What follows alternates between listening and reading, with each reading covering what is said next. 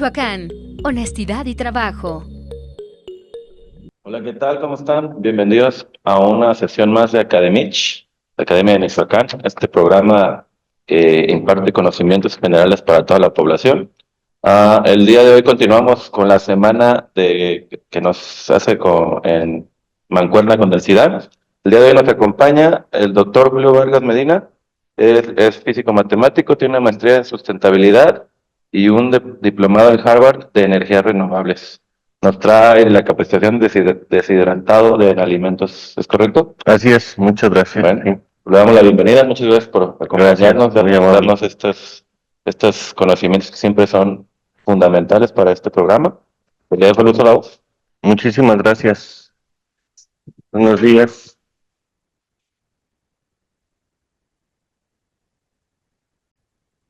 Bueno, pues empezamos.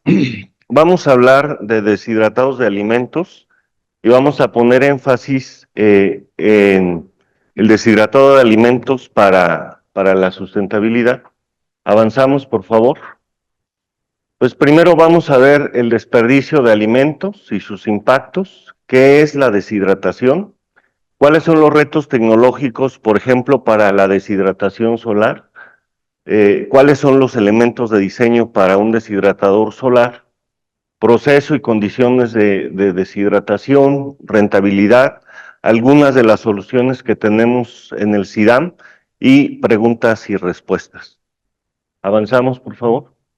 Bueno, el tema es el desperdicio de alimentos.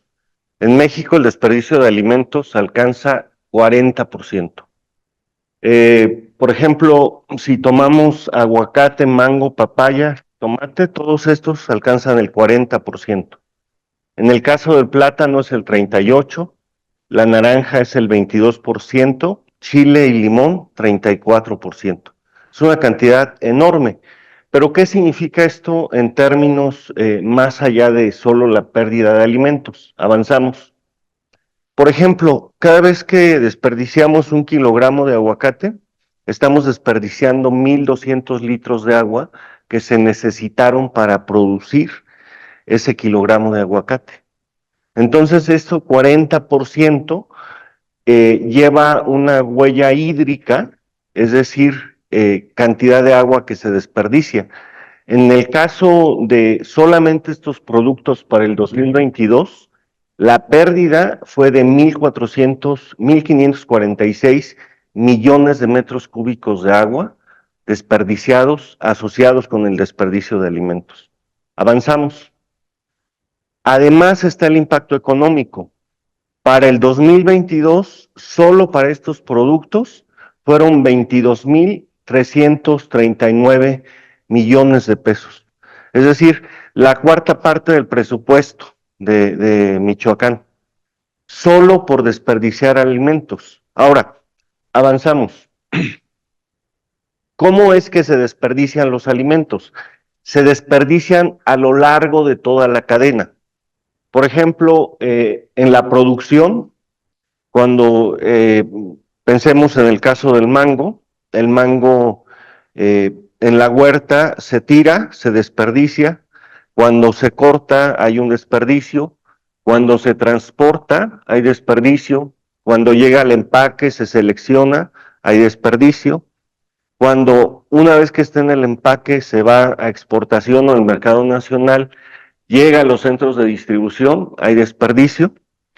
En los centros de distribución se van a las tiendas finales y en estas tiendas hay desperdicio y luego cuando nosotros compramos mango en exceso y no lo comemos, en nuestra casa hay desperdicio. Entonces, en toda la cadena de producción y distribución de alimentos hay desperdicio y es así como se juntan estos porcentajes. ¿Avanzamos? Ahora, ¿qué es la deshidratación de alimentos? La deshidratación de alimentos es el proceso mediante el cual se extrae la humedad libre del alimento sin alterar sus propiedades esenciales. ¿Cuáles son? Organolépticas y nutricionales. Aquí hay varios aspectos. Es la humedad libre del alimento. Muchas veces se nos vende alimento deshidratado que está le llaman crunchy o crujiente. Probablemente si llega al grado de crujiente, se le quitó más allá de la humedad libre. Entonces, sí está deshidratado, pero entonces se afectan propiedades. ¿Qué son las propiedades organolépticas? Color, sabor, etcétera. Y las nutricionales, pues las que en general conocemos, vitaminas, fibra, etcétera. Entonces, ¿para qué queremos deshidratar los alimentos? Porque cuando reducimos la humedad libre, reducimos algo que se llama actividad de agua. Y cuando en un alimento se reduce la actividad de agua a su mínima expresión, lo que ocurre es que ya no hay crecimiento de microorganismos que lo descompongan. Entonces, es una milenaria forma de conservar alimentos. Avanzamos. Este es muy interesante. Si queremos deshidratar alimentos en general, y si le ponemos un elemento adicional que es hacerlo con energía solar, que es todavía un poco más complejo, ocurren algunas cosas. En la energía solar hay rayos ultravioleta y los rayos ultravioleta decoloran los alimentos. Por eso cuando caen hojas de los árboles, después de un tiempo, pues estas están amarillas, se decoloraron. Algo también interesante que ocurre con la luz ultravioleta es que los alimentos que tienen aceite pierden su naturaleza y se convierten en rancios. Por eso las papas que son fritas vienen en bolsas aluminizadas, es decir, no les llega la luz ultravioleta. Los que quieren competir y hacen papas fritas y ponen en bolsa transparente, lo que ocurre es que más la vida de anaquel disminuye muchísimo. Entonces, esto hace la luz ultravioleta. La luz ultravioleta adicionalmente, hace algo. Cuando llega al alimento, el alimento tiene minerales y estos minerales dejan de ser biodisponibles. Entonces, si queremos deshidratar con sol, lo que ocurre es exactamente esto. La luz ultravioleta hace tres cosas. Decolora los alimentos, desnaturaliza los lípidos, es decir, tiene un sabor rancio el alimento, y adicionalmente los minerales dejan de ser biodisponibles. Entonces, eso es bien importante porque tradicionalmente se deshidrata, por ejemplo, el chile al sol directamente. Y entonces tiene estos efectos la luz ultravioleta. Algo importantísimo es la calidad de la fibra. Muchas veces comemos tortilla de harina de nopal o tortilla de nopal, porque tiene fibra. Efectivamente, medimos la cantidad de fibra y tiene fibra, pero cuando medimos la calidad de la fibra, resulta que está destruida. Nosotros hicimos un experimento donde deshidratamos nopal a 50, 60 y 70 grados centígrados. A 70 grados centígrados, la calidad de la fibra ya no servía. Y entonces, obviamente, si preparamos harina de nopal, ¿cómo preparamos las tortillas? Pues a alta temperatura en el comal. ¿Tiene fibra? Sí, pero es una fibra que no sirve. ¿Ok? Entonces hay que deshidratar a baja temperatura. Otro asunto que ocurre es el oxígeno. Ocurre que cuando partimos una manzana, esta manzana se pone oscura. Eso se llama pareamiento enzimático y tiene que ver el contacto del oxígeno con la manzana. Y entonces si hacemos deshidratadores donde le ponemos ventiladores, estamos llevando oxígeno y es un contrasentido. Hay que cuidar mucho eso. Y también las vitaminas se pierden. En general, a partir de 68 grados centígrados, perdemos vitaminas. Entonces, eso es bien importante. Y finalmente, las prácticas de inocuidad en la preparación de alimentos. Estas fotos son, o sea, todas las fotos que están ahí son reales, digamos, ¿no? Vamos a avanzar. Sí, adelante. Buenos días. ¿De qué manera se puede medir o ponderar la calidad de la fibra? Sí, la calidad de la fibra ya hay procesos y se mide con dos cosas. ¿Qué capacidad de absorción de agua tiene y qué capacidad de absorción de aceite tiene? Entre mayor capacidad tenga, hay unas fórmulas y se cuantifica. Entonces, así se mide la calidad de la fibra. El proceso es sencillo, pero así se mide, ¿ok? Esto es importantísimo porque nos ha llevado 25 años de investigación hacer esta tabla. Es una cosa, digamos, ah, es una cosa que es eh, intuitiva, pero que viene respaldada en muchas investigaciones y toda la experiencia científica de muchos años. Entonces, ¿qué tenemos aquí? Tenemos el tipo de deshidratación, tenemos el nivel de gasto energético durante el proceso de deshidratación, el nivel de inversión inicial que se requiere y la calidad del alimento. Entonces, por ejemplo, vamos a tomarnos el caso de la liofilización.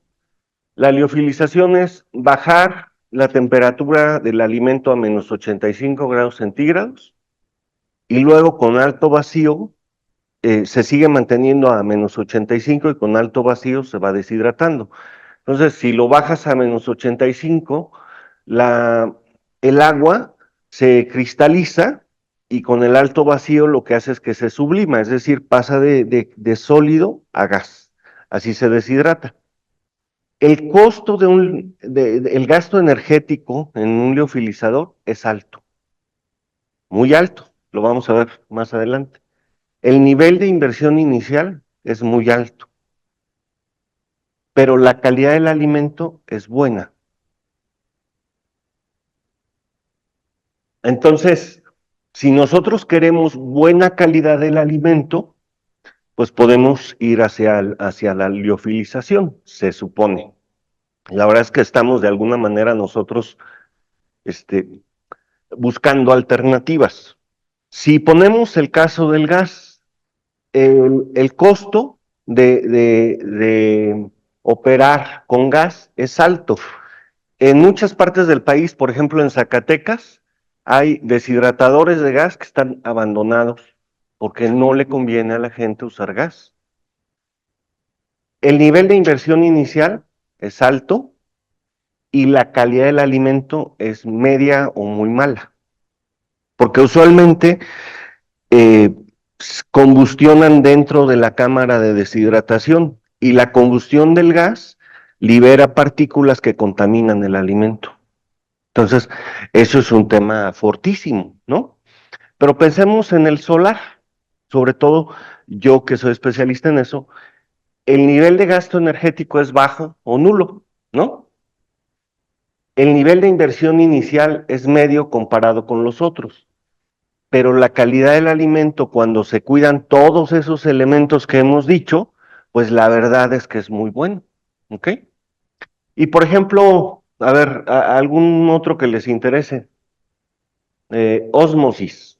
Ósmosis es lo que se ha hecho desde hace muchísimo tiempo, que es meter, digamos, en una solución con azúcar o con sal, ¿no? Y entonces metes la fruta o el alimento en una solución saturada de azúcar, lo dejas ahí un tiempo, lo que ocurre es que el azúcar empieza a penetrar el alimento y desplaza las moléculas de agua. Entonces eso es ósmosis. El nivel de gasto energético es bajo porque pues no, prácticamente no gastas en energía. El nivel de inversión inicial es medio porque tienes que comprar los insumos, el azúcar, la sal, los químicos, pero la calidad del alimento es bajísima porque es azúcar añadida, son conservadores, etcétera, ¿no? Entonces, esto en términos de deshidratación de alimentos podemos plantear que es una guía intuitiva que puede servir a la gente para que tome decisiones respecto a qué quiere. Por ejemplo, en términos de negocio, pues lo que requieres es que tu costo de energía sea barato, ¿no? Y que tu inversión inicial sea bajo, aunque la calidad del alimento sea mala, ¿no? En fin, pero si quieres calidad del alimento, pues tienes otras opciones, ¿no? Y entonces con esto puede ser un mapa para tomar decisiones respecto a qué técnica de deshidratación necesito.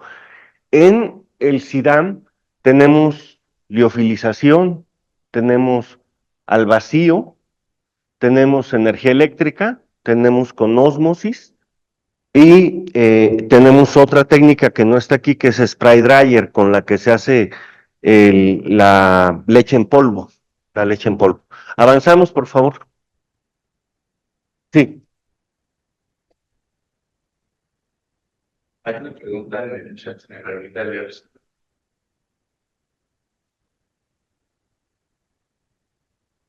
Ok, pregunta de Esmeralda. Para insectos que ya fueron fritos con el chapulín, en lugar de deshidratar con eso, ¿se podría mejor con el método de microondas?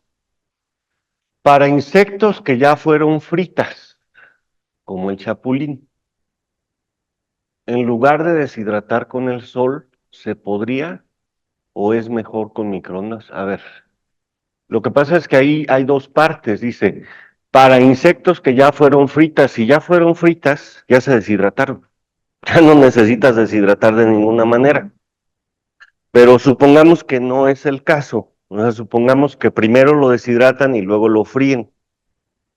¿Qué es mejor, con sol o con microondas?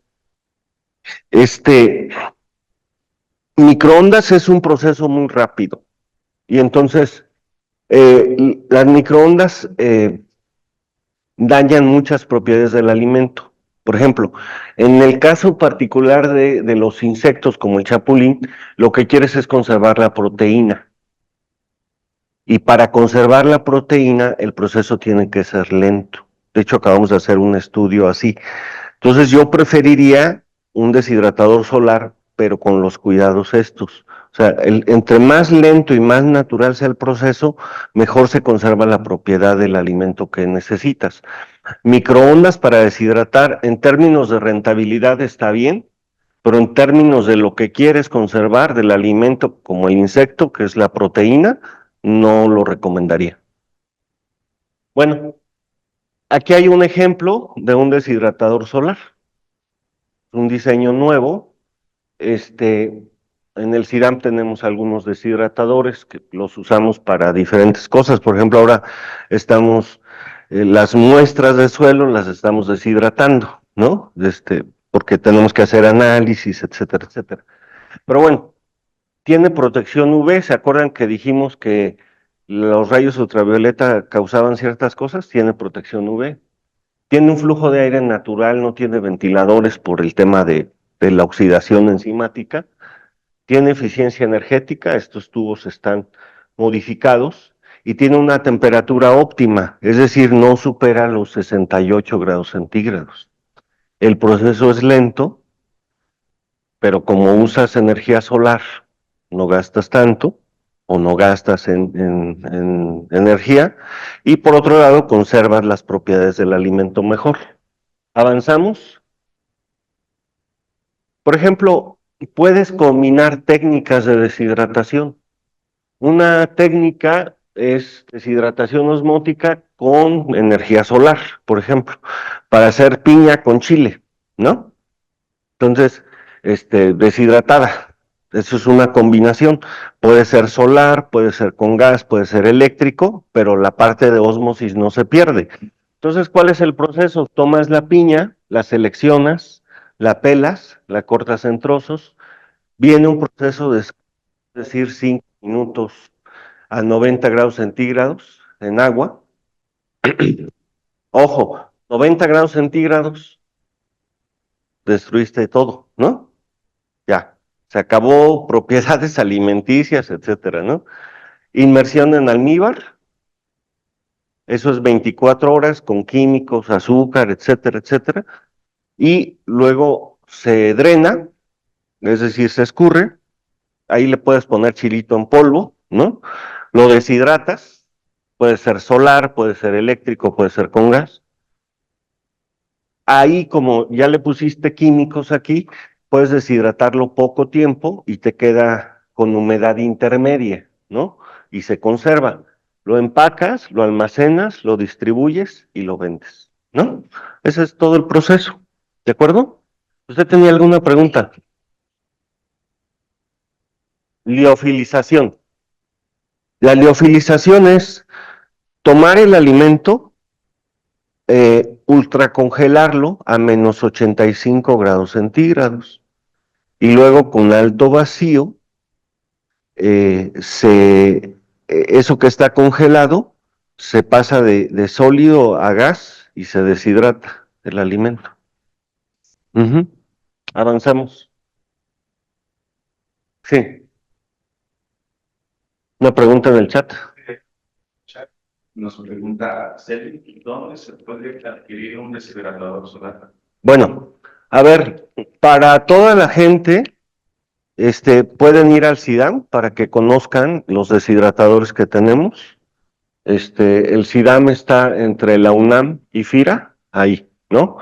Y además, para todos los que están aquí, ahorita en vivo, porque luego se transmite, si me mandan un WhatsApp con su nombre y estuve en la conferencia, les voy a mandar un PDF gratuito con los planos para que hagan un deshidratador solar casero.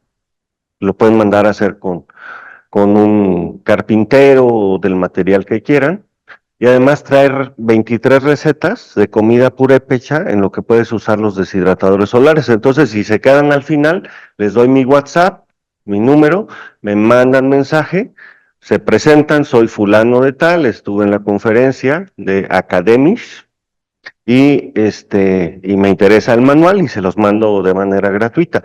Si quieren conocer deshidratadores de todo tipo y funcionando, están ahí en el CIDAM, ¿no? Uh-huh.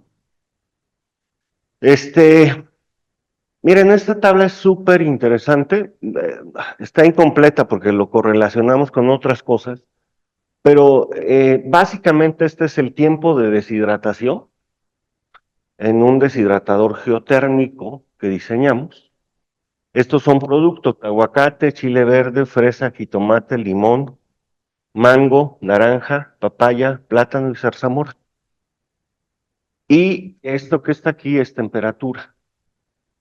Lo puse así hasta con decimales porque fueron millones de datos de temperatura para decir esa fue la temperatura promedio. Así literal millones de datos. Bueno, el asunto es que los alimentos que más tardaron en deshidratarse, fíjense, se supone hay un mito. La pregunta es, ¿qué es lo que más influye en el tiempo de deshidratación? ¿Que el alimento tenga más agua? Por ejemplo, una idea. Otra idea es que si le ponemos más temperatura, va a tardar menos en deshidratarse, ¿no? Pues eso no es cierto. 64 grados centígrados y tardó 14 horas. 46 grados centígrados y tardó 8 horas. Entonces, ¿qué pasa? No, si un alimento tiene más agua, no tarda más en deshidratarse. De hecho, el jitomate tarda 4 horas y tiene mucha agua. ¿Por qué? Porque el tema no es la cantidad de agua que tenga, deshidratar es sacar las moléculas de agua. Y entonces sacar las moléculas de agua significa, si yo soy una molécula de agua y quiero salir, lo que necesito es no tener barreras para salir. ¿Y qué hacen las barreras para salir? Aceite. O sea, los alimentos que tienen mucho aceite, como el aguacate, es una barrera para la deshidratación. O los alimentos que tienen, como la zarzamora, películas, es decir, como bolitas que están cubiertas, pues tiene un impedimento para salir. Entonces, el tiempo de deshidratación depende mucho más del tipo de alimento que de la temperatura. Entonces, esto es lo que dice esta gráfica, ¿ok? Avanzamos. Bueno, es un tema de rentabilidad. Por ejemplo, si haces jitomate en aceite de oliva, inviertes 200,000 pesos. Al año, tu ganancia, tu utilidad son 629,000 pesos. Entonces, invierto 200 y gano 3 veces más al año, digamos, como para un caso específico, ¿ok? Avanza. Aquí hay un tema, o sea, por ejemplo, se puede comprar un deshidratador, digamos, de 45 kilos de producto fresco por carga. El equivalente eléctrico cuesta 94,000. El equivalente de gas cuesta 141,000. Y el equivalente liofilizador cuesta 1,900,000. ¿Se acuerdan lo que habíamos dicho de inversión inicial? Pues es inversión inicial. Pero luego al año, el eléctrico te gasta 53,000, el de gas 38,000 y el liofilizador 368,000. Pero como usa energía, como usa gas, se contamina. El eléctrico al año emite 8.33 toneladas de dióxido de carbono equivalente. El de gas, 17.20. Y el liofilizador, 57 toneladas de dióxido de carbono. Y el solar, 0. Y bueno, pues básicamente aquí quisiera cerrar. Es un panorama breve de lo que es la deshidratación.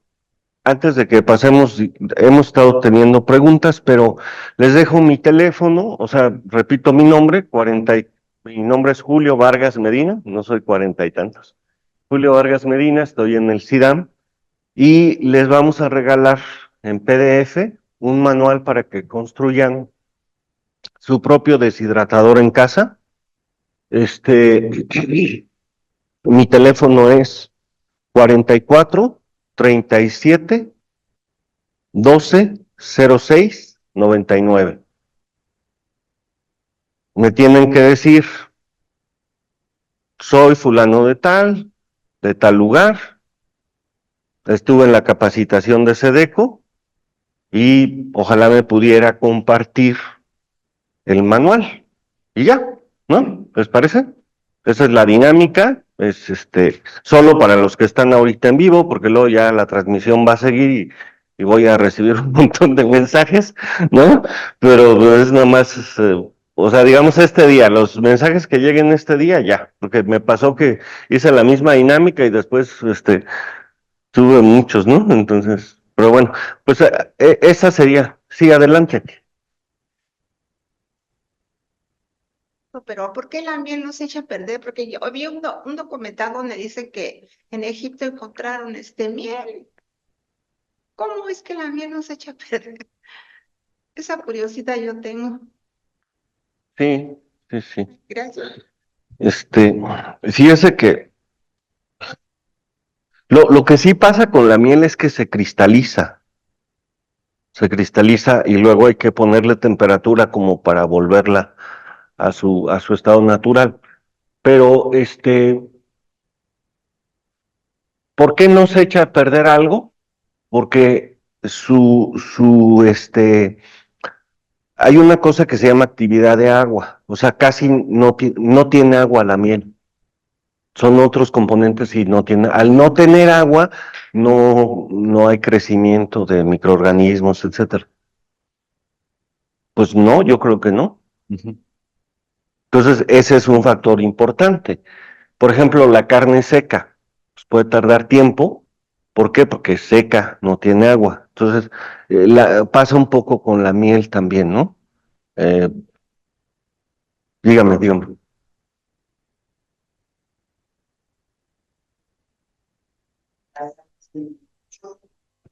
Es porque no es un día. Otro día no te quedas mucho trabajo, o sea, se toman el rápido y mueven el molino de rancho y los chilitos los Manual, sí.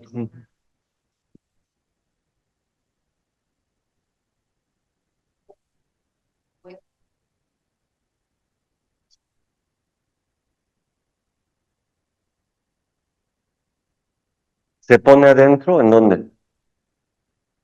O sea, adentro del chile, me dice usted. Bueno, a ver, lo que le recomiendo es lo siguiente. Usted seca el chile entero, no lo haga así. Es decir, antes de tostarlo, o sea, lo tosto con todo y la... Lo tuesta primero, pero antes lo deshidrata, ¿no? Antes lo seca al sol, porque me decía que lo seca al sol. ¿En qué momento lo seca al sol? Y lo pone al sol. Una vez que está seco, lo tuesta, ¿no? Ok. Sí, sí, sí, el tupo.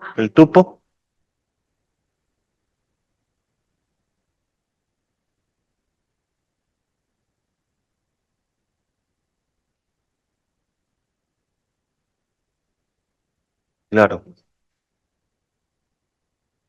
Esté el chile ahí, o sea, no dura mucho el chile. Cuando está el chile entero.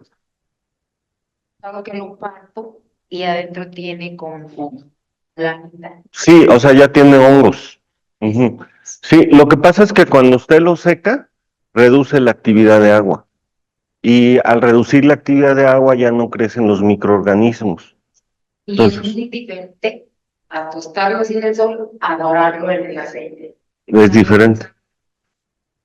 Que desde chica aprendí de mi abuelita cómo lo hacía y en el molino y en el metal. Aquí no tengo metal, pero sí lo de molino. Sí, el problema es en el tiempo de lluvias, ¿no? Sí, Ujú. sí, pero en los ratitos que hay sol se tosta, pero es más lento. Así es. Se- No, se seca, no se tuesta, porque sí, se seca. Ajá. Sí,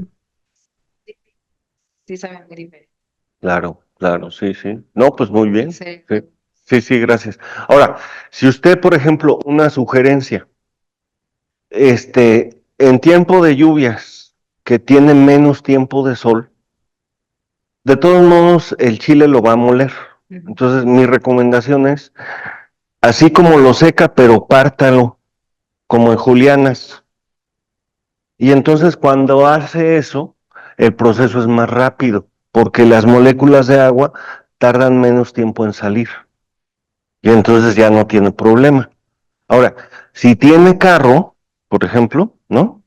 O tiene, no sé, o puede hacer una caja, ¿no? Y la cubre con plástico, ahí deshidrata, ¿no? También. Entonces, pero que le entre aire. Entonces, para que no le llegue la lluvia. O sea, incluso puede ser una caja de cartón. La caja de cartón la forra de papel aluminio, la pinta de negro con spray, le pone un plástico transparente arriba que pueda quitar y poner, y a los lados le hace un agujero y le pone tela mosquitero. Y entonces eso ya es un deshidratador. Ujú. Entonces, pues eso, También. sí, para las moscas y todo eso. Entonces, pero si usted lo parte, va a ser más rápido. Ujú. Sí, Muchas gracias.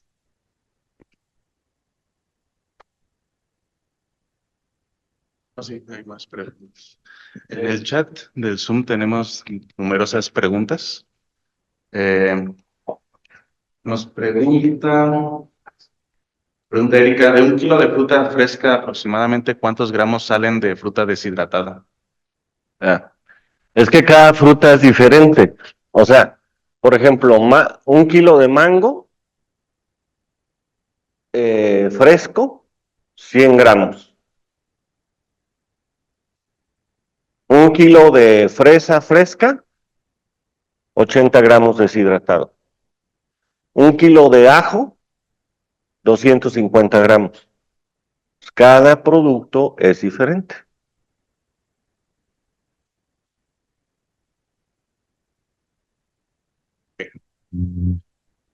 Pregunta Viri, cuando los alimentos se deshidratan dentro del refrigerador, por ejemplo, rodajas de jitomate o manzana, manteniéndolos en papel estraza, ¿qué propiedades pierde y qué tan benéfico o perjudicial puede ser? Mm. No, de hecho es muy bueno deshidratar en el refrigerador. Como les digo, la temperatura no es tan importante. Entonces, cuando deshidratas a baja deshidratas a baja temperatura, como es en el refrigerador, hay muchas propiedades que se conservan. El problema es que gastas energía, ¿no? Y, bueno, no puedes hacerlo a gran escala, ¿no? Ujú. Nos pregunta Denise, ¿el deshidratador sirve para deshidratar carne y huesos? El deshidratador sirve para deshidratar carne y huesos, sí. Hemos deshidratado carne y conserva incluso las propiedades, solo que es lento. Tienes que, el tema de los huesos prácticamente ya están deshidratados, o sea, pero la carne, mi sugerencia, o sea, como nosotros lo hemos hecho, es que se muele la carne y luego se hace una capa. Y esa capa se extiende en las charolas del deshidratador y así se deshidrata mejor. Si pones pedazos gruesos, es muy difícil, ¿no? Nos pregunta Esmeralda, mencionó que el proceso de escaldado pierde propiedades en el alimento, pero hay algunos que se deben cocer como el camarón. Cocer como el camarón. ¿Qué temperatura podríamos alcanzar para que sea un alimento nutritivo aún? No, es que cuando hierves son 100 grados centígrados y las vitaminas se pierden a partir de 68 grados centígrados. Entonces, cada vez que hervimos, cada vez que freímos, etcétera, perdemos propiedades esenciales. Y digamos, y efectivamente en el caso del camarón, pues tienen que hervirlo, ya, tienen que hervirlo, porque tiene muchos microorganismos y entonces tienen que hervirlo. O sea, o lo hierves o te enfermas, ¿no? Si no lo hierves, pues comes vitaminas, pero te mueres, ¿no? Entonces, pues es muy sencillo, hay cosas que tienes que hacer, ¿no? Ahora yo tengo dos preguntas. La primera, ¿cómo se regula la temperatura en un deshidratador solar, dado que la irradiancia fluctúa a lo largo del día y de las estaciones del año? Ajá. Justamente el secreto es no regular la temperatura, sino, digamos, sincronizar la necesidad de energía de deshidratación con el tiempo, con la energía que da el sol.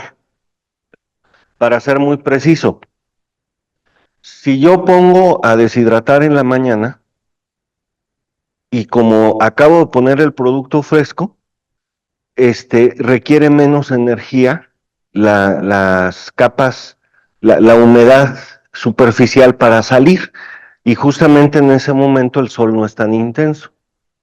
Pero a medida que va avanzando el día, el sol es más intenso, la temperatura es más intensa y también la necesidad de energía es mayor. En el límite requiere más y luego menos. Esa es la cinética de secado, incluso en la madera y eso. Entonces, afortunadamente, justamente esa curva de radiación coincide con la necesidad de energía y entonces ese proceso natural te cuida el alimento. Si tú pones temperatura constante, lo que estás haciendo es forzar un fenómeno natural y entonces empiezas a degradar propiedades. Entonces, el gran mito es que la temperatura tiene que ser constante. Es una tontería. La otra pregunta es cómo se regula la humedad, por ejemplo, en época de lluvias. Claro.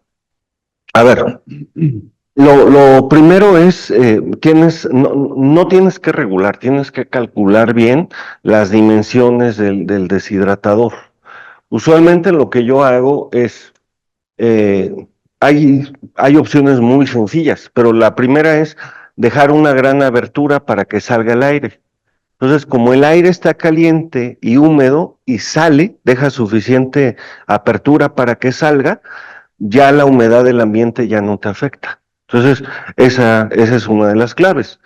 La otra clave es, digamos, el caso particular de que le pones un extractor de aire. Pero, digamos, 25 años de experiencia, tenemos más de 200 deshidratadores funcionando en todo el país. Y en Colima, que hay mucha humedad relativa, funciona muy bien. En Mérida funciona muy bien, etcétera, etcétera, ¿no? Uh-huh. ¿Sí?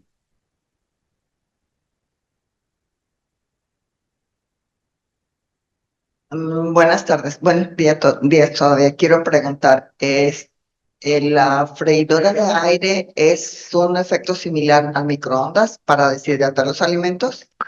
La freidora de aire es alta temperatura y mucho aire. O sea, alta temperatura con resistencias y mucho aire. Entonces, lo que hace es que deshidrata, pero deshidrata más allá de la humedad libre del alimento y afecta todas las propiedades. O sea, si usted midiera la temperatura dentro, pues, serán 120, 150 grados. Acuérdese que a 68 se pierde vitaminas, etcétera, etcétera. A 70 se pierde fibra. Entonces quedan los alimentos como crujientes y quedan crujientes porque ya les arruinó todo. Así no quedan los productos deshidratados.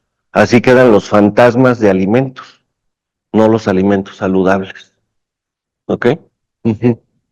Entonces no recomienda la deshidratadora, digo, la freidora de aire en general. A ver, yo la recomiendo, o sea, yo no soy la persona más sana del mundo, o sea, que cada quien haga lo que quiera, ¿no? Pero si quieren comer sano, lo mejor es comer fresco, lo mejor es deshidratar de forma natural, pero si no quieren comer sano, pues está muy bien, ¿no? O sea, yo pues, no tengo por qué no recomendar, ¿no? Revelación ahorita que están en auge, ¿no? Esas herramientas. Pues le agradezco mucho su participación, gracias a todos los presentes. Y aquí le otorgo el reconocimiento del Gobierno del Estado a través de la Secretaría y se llega a nuestro secretario Claudio Méndez Fernández. Me lo saludan, por Su favor. intervención en la capacitación, deshidratación de alimentos. Muchas gracias. Muchísimas gracias. Muchas gracias. Y gracias a todos por venir, gracias por participar y estamos aquí presentes, pendientes, atentos. Nos vemos mañana en otro día más con el CIDA.